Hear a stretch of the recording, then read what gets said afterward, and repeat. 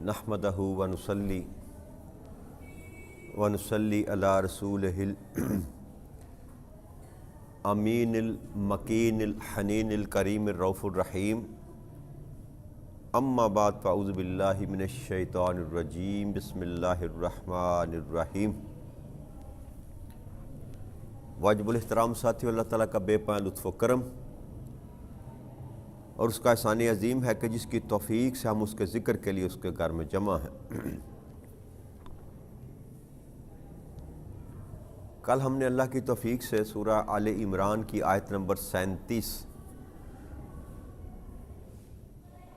پر گفتگو کی تھی اور ہم نے اپنی بات کا اختتام یہاں پر کیا تھا کہ حضرت مریم سلام اللہ علیہ کو اللہ کریم نے حضرت زکریا علیہ السلام کی کفالت میں دے دیا اور آپ کے ذمے ان کی پرورش لگائی۔ تو زکریا علیہ السلام نے ایک کمرہ ان کے لیے علیحدہ سے تیار کیا جس میں ان کی رہائش کا بندوبست کیا، اور کھانا اور پینا خود زکریا علیہ السلام اس وقت کے نبی جو تھے، رشتے میں وہ آپ کے خالو لگتے تھے، وہ لے کر جایا کرتے تھے۔ اس کے علاوہ کسی اور کو ان سے ملنے کی اجازت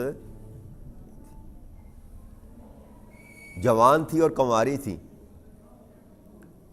اور اللہ کی عبادت گزار تھی، ہر وقت اللہ کے ساتھ راز و نیاز میں مصروف رہتی، اللہ کی عبادت کے سوا کوئی اور ان کا مشغلہ نہ تھا۔ تو آپ جب ان کے محراب میں جاتے، ان کے حجرے میں جاتے، تو وہاں پر رنگ برنگی پھل، بے موسمی پھل پاتے۔ تو آپ نے پوچھا کہ مریم یہ چیزیں تمہارے پاس کہاں سے آتی؟ تو انہوں نے جواب دیا کہ ہوا من عند اللہ، یہ سب کچھ اللہ کی طرف سے۔ ان اللہ یرزق من یشاء بغیر حساب، بے شک اللہ جس کو چاہتا ہے بغیر حساب کے رزق دیتا ہے۔ تو کل ہم نے یہاں پر بات ختم کی تھی کہ ہمارا مسئلہ اس لیے خراب ہے کہ ہم اپنی چاہت پر ڈیپینڈ کرتے ہیں، اپنی محنت پر، اپنے کسب پر، اپنے کمال پر، اور ہمارے گمان میں یہ چیز غالب رہتی ہے کہ ہم کرتے ہیں تو ہمیں ملتا۔ لیکن یہ آیت کریمہ کا یہ حصہ یہ بتا رہا ہے اور حضرت مریم سلام اللہ علیہ کا جواب بتا رہا ہے کہ رزق کا تعلق انسان کے کسب کے ساتھ نہیں ہے۔ حضرت مریم سلام اللہ علیہ کون سا کام کرتی تھی؟ ایک تو تھیں وہ عورت، اور دوسرا وہ رہتی ہی حجرے میں تھیں۔ کون سا کام کرتی تھی کہ رب کی طرف سے ان کو وہ رزق دیا جاتا تھا وہ جو کسی دوسری انسان کو میسر نہیں تھا۔ وہ کون سا کام تھا؟ وہ کام تھا ذکر خدا، اللہ کی ذات کو یاد کرنا، اللہ کی ذات کے ساتھ تعلق بنا کر رکھنا۔ تو ایک بات کل میں نے آپ کو بتانے کی سمجھانے کی کوشش کی تھی کہ رزق کا تعلق انسان کے کسب کے ساتھ نہیں ہے، اور دوسری بات اس آیت کریمہ سے یہ اخذ کی جا سکتی ہے اور اخذ کی جانی چاہیے کہ جو ذات مریم کو بند حجرے میں رزق فراہم کر سکتی ہے وہ آپ کو اور مجھے بھی بغیر کسب کے رزق دے سکتی ہے۔ لیکن چونکہ یہ کسب کرنا، کام کرنا رب کریم نے انسان کے ذمہ لگا رکھا، تو ہمیں کسب تو کرنا چاہیے، کام تو کرنا چاہیے، لیکن اپنی محنت کے صلے میں رزق کو جوڑنا نہیں چاہیے کہ میں محنت کرتا ہوں تو مجھے رزق ملتا ہے. نہ، رزق اللہ کی منشا سے ملتا ہے. جس قدر وہ چاہتا ہے، اللہ کہتا ہے جس قدر میں چاہتا ہوں بڑھا بھی دیتا ہوں، جس قدر چاہتا ہوں میں گھٹا بھی دیتا ہوں، اور جس کو چاہتا ہوں بغیر حساب کے دیتا ہوں. یہ سارے کا سارا جو دینا لینا، نہ دینا، کم دینا، زیادہ دینا، بے حساب دینا، اس کا تعلق یاد رکھیے گا میرے بھائیو، اس کا تعلق انسان کے کسب کے ساتھ قطعاً نہیں ہے. یہ خالصتاً اللہ کی اپنی چاہت ہے، یہ خالصتاً اللہ کی اپنی مرضی ہے. جس کو چاہے، جس قدر چاہے وہ عطا کر دے. تو جب یہ معاملہ دیکھا نا حضرت زکریا علیہ السلام نے، جانتے تو تھے اللہ کے نبی تھے، اللہ کے نبی تھے، پہچان تو تھی، اور پھر پالا بھی انہوں نے، ان کے ہاتھوں میں جوان ہوئی، ہر وقت اللہ کی یاد میں مشغول رہتی تھی. اس بات کا تو علم تھا کہ یہ اللہ کی دوست ہے، ولیہ ہے، اس بات کا تو علم تھا. لیکن جب یہ ماجرا دیکھا نا، یہ مقام اور مرتبہ دیکھا کہ جنت سے اللہ کریم ان کے لیے ہر قسم کے پھل بھیج رہا ہے، اور آپ بے اولاد تھے، 120 سال آپ کی عمر مبارک ہو چکی تھی، 120 سال، اور لگ بھگ 98 سال کی عمر جو تھی نا آپ کی زوجہ محترمہ کی تھی. تو جب یہ معاملہ دیکھا نا کہ اللہ کا اتنا کرم ہے اس بندی پر، یہ یاد رکھیے گا ذرا اس بات کو کہ وہ نبی ہیں، وہ اور نبی ولی سے کئی ہزار درجے افضل ہوتا ہے، جوڑ ہی کوئی نہیں. ولی کا اور نبی کا کوئی جوڑ نہیں ہے. وقت کے نبی ہیں، کھڑے ہیں کس کے حجرے میں؟ ایک ولیہ کے حجرے میں کھڑے ہیں. تو اللہ کی ارشاد فرماتے ہیں کہ جب انہوں نے یہ معاملہ، اور بیان کون کر رہا ہے؟ رب کریم بیان کر رہا ہے.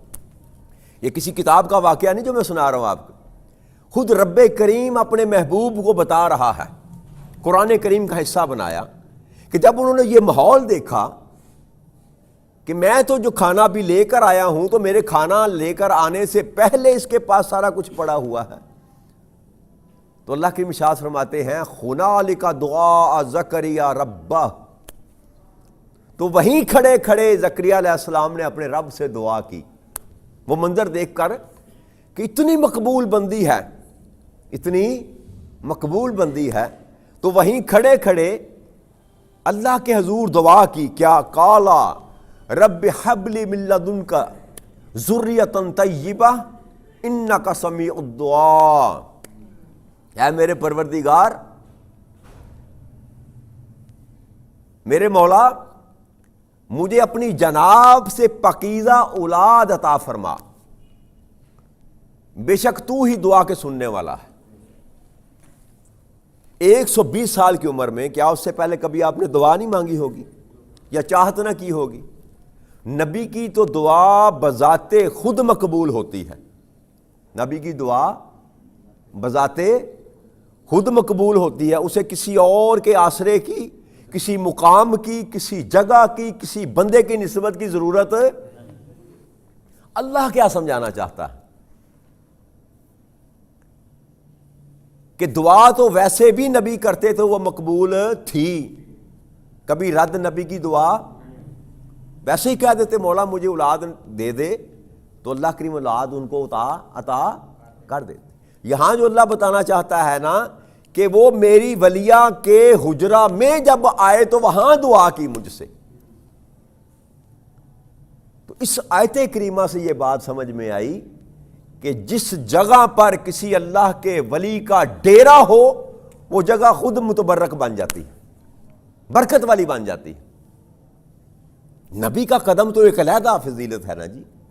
جس جگہ پر اللہ کا ذکر کرنے والا بندہ یا بندی موجود ہو، وہ جگہ، وہ کمرہ، وہ حجرہ بذات خود متبرک بن جاتا ہے. اللہ کی نظر میں وہ متبرک بن جاتا ہے، برکت والا بن جاتا ہے. اس برکت کا اللہ کریم نسبت بتا رہا ہے، اس حجرے کی نسبت کہ اسی حجرے میں کھڑے ہو کر میرے نبی نے دعا کی کہ مولا مجھے بیٹا عطا کر، پکیزہ بیٹا عطا کر دے، بے شک تو ہی دعا سننے والا، تو ہی دعا سننے والا۔ تو اللہ کریم نے ارشاد فرمایا آگے آیت نمبر 39 میں، فَنَادَتْهُ مِلَائِكَةُ وَهُوَ قَائِمٌ يُصَلِّي فِي الْمِحْرَابِ،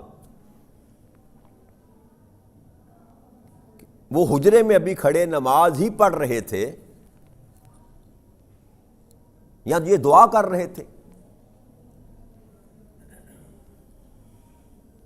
کہ انہیں فرشتے نے آواز دی، جبرائیل علیہ السلام تشریف لے آئے اور آ کر آواز دی، ان اللہ یبشرک بیحییٰ مصدقا بکلمات من اللہ وسیدا وحصورا ونبی من الصالحین، کہ بے شک اللہ آپ کو فرزند کی بشارت دیتا ہے۔ یحییٰ نام اللہ کریم نے نام بھی بتا دیا کہ اللہ کریم آپ کو یبشرک بیحییٰ، یحییٰ کی بشارت دیتا ہے، مصدقم بکلمات، جو میرے کلمہ کی تصدیق کرنے والا، وسیدم اور سردار ہوگا، ومحصورم ونبیم من الصالحین، اور محصور کا مطلب ہوتا ہے محفوظ ہوگا۔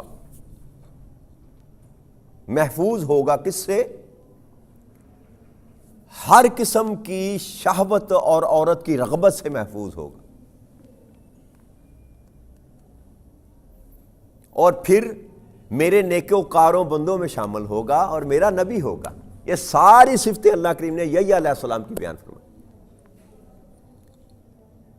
کہ ایک تو وہ تصدیق کرے گا کس کی؟ کلمۃ اللہ، اللہ کے کلمہ کی۔ حضرت عیسیٰ علیہ السلام، عیسیٰ علیہ السلام کو کلمۃ اللہ کہا جاتا ہے، کیوں کہ وہ اللہ کے امر سے پیدا، ویسے تو ہر چیز اللہ کے امر سے پیدا ہوتی ہے، لیکن اللہ کے خاص امر سے وہ پیدا ہوئے بغیر باپ کے، بغیر باپ کے۔ تو اس لیے انہوں نے کہا کہ یحییٰ جو ہے علیہ السلام وہ میرے اس کلمۃ اللہ کی تصدیق کرے گا، ان کے نبی ہونے کی تصدیق کرے گا۔ اور آپ تقریباً 6 ماہ بڑے تھے، 4 سے 6 ماہ آپ کی عمر مبارک بڑی تھی یحییٰ علیہ السلام کی عیسیٰ علیہ السلام سے۔ اور پھر فرمایا کہ وہ ایسا میرا نبی ہوگا کہ جائز شہوت جو ہے وہ تو بڑی دور کی بات، ناجائز شہوت تو بڑی دور کی بات ہے، وہ جائز شہوت جو ہے وہ بھی پوری کرنا پسند نہیں کرے گا، عورت کی رغبت اس کے سینے میں موجود ہی نہ ہوگی، اور پھر وہ نیکوکاروں میں ہوگا اور میرا نبی ہوگا۔ یہ ساری صفتیں اللہ کریم نے بیان فرمائی۔ جب یہ خوشخبری دی تو حضرت زکریا علیہ السلام کہنے لگے، قالا ربی انی یکون لی غلام، اے میرے رب کریم میرے ہاں لڑکا کیسا ہوگا، کیسے ہوگا؟ بلغنی الکبار وامرأتی آخر، میں بوڑھا ہو چکا، 120 سال میری عمر ہے۔ ظاہری اسباب جو تھے نا وہ گنوائے حضرت زکریا علیہ السلام نے کہ میں تو بوڑھا ہو چکا، اس قابل نہیں ہوں، میں 120 سال میری عمر ہے، اور دوسرا میری بیوی بانجھ ہو چکی ہے، وہ تو بچہ جننے کے قابل ہی نہیں ہے۔ یعنی کہ دونوں اسباب جو بچے کی پیدائش کے لیے لازم اور ملزوم ہوتے ہیں وہ دونوں اسباب موجود ظاہراً نہیں ہے۔ تو آپ نے حیرانی کا اظہار کیا، رب دعا بھی کی اور یہ ساتھ حیرانگی کا اظہار بھی، مولا کیسے ممکن ہے، میں بوڑھا ہوں، میری بیوی جو ہے وہ بانجھ ہے، کیسے بیٹا ہوگا؟ اللہ کریم نے ارشاد فرمایا، قالا کذالک اللہ یفعل ما یشاء، بس اللہ اسی طرح کرتا ہے جب وہ چاہتا ہے، جو وہ چاہتا ہے۔ کہ اللہ کے لیے کسی چیز کو پیدا کرنے کے لیے اسباب کی ضرورت، وہ مسبب الاسباب ہے، وہ مسبب یہاں دوسرا عقدہ بھی اللہ کریم نے کھول دیا کہ اولاد کو دینا، اولاد کا دینا نہ مرد کا جوان ہونے سے کوئی تعلق ہے، نہ عورت کا بانجھ ہونے سے کوئی تعلق ہے۔ جب میں دینے پہ آتا ہوں تو میں یہ نہیں دیکھتا کہ یہ مرد بچہ پیدا کرنے کی صلاحیت رکھتا ہے کہ نہیں، یا عورت بچہ پیدا کرنے کی صلاحیت رکھتی ہے کہ نہیں، میرے لیے یہ سبب، میں مسبب الاسباب ہوں، میں ہر چیز پر قدرت، اسی لیے تو کہ ان اللہ علی کل شیء قدیر، بے شک اللہ ہی ہے جو ہر چیز پر قدرت رکھتا ہے۔ تو جس کے آگے کوئی چیز آڑ بن جائے وہ قادر نہیں ہو سکتا۔ تو آپ نے جو ظاہری اسباب تھے وہ اظہار کیا ان کا کہ مولا کیسے ممکن ہے، تو اللہ نے بات ختم کر دی کہ اے زکریا، اللہ جو چاہتا ہے نا بس وہ کر دیتا ہے، اللہ اسی طرح کرتا ہے، وہ چاہے تو بے موسمی پھل درختوں پہ لگا دے۔ تو یہ اللہ کریم نے یہاں پر بات سمجھائی کہ جب میں دینے پہ آتا ہوں تو سبب کی ضرورت نہیں پیش۔